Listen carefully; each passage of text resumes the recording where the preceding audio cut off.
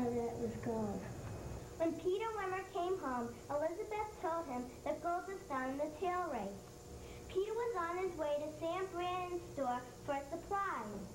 Peter told Sam Brannan about the gold. E.C. Campbell was the editor of the Star. People on the streets of San Francisco were talking about gold discovered at Sutter's Mill. E.C. Campbell did not put the news in the paper because he needed proof. He went to Sutter's fort and asked John, "Is this true?" John Sutter had to tell the truth and said, "Yes, that is true." It took one whole year for the news to get around the world. People who went to look for gold were called 49ers because it was 1849. This is when the people were all excited in the streets when they found out that gold was discovered at Sutter's Mill. And when E.C. Campbell was ready to go down to Sutter's fort to see if it was really true that gold was discovered. The two kinds of wagon trains were the Prairie Schooner and the Constable. They left from St. Joseph's, Missouri. It took about 4 to 6 months to get to California. Oxen, horses, or mules were used to pull the wagons. About 50 wagons went together. They took their most valuable or important things. They needed plenty of supplies. They took guns to protect themselves from wild animals and Indians. It was not an easy trip. They had to cross Death Valley. They had many dangers. They finally got to California.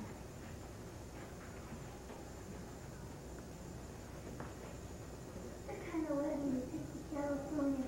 They're going to the Sierra Nevada mountains. And these people here had to walk because there's really room left in the wagon.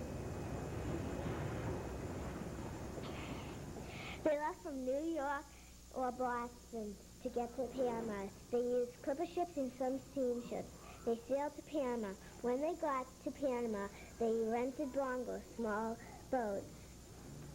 They stopped at Gorgona. The Indians would only go so far, and then they would have to walk or use a mule.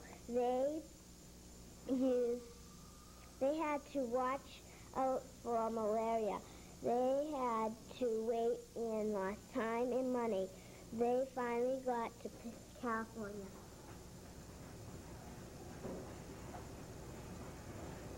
Here is, after they left Panama, here are bongos, which were small canoes. They're sailing down the Sawgrass River. Here are some alligators, and there were other dangers, such as mosquitoes that could give you malaria, and some snakes. Some people can afford to rent bongos, so they walked or took a mule. Here's a guy walking through here. Here's a lost mule.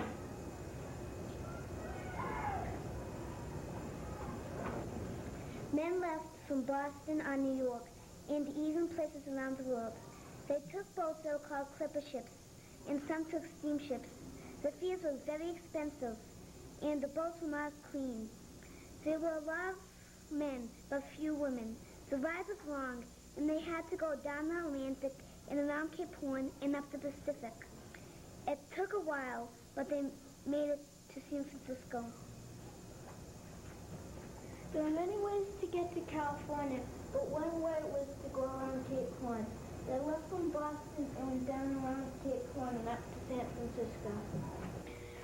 The most old-fashioned way of mining gold was to pan for it. The second way was to use the cradle, and another, the long tom.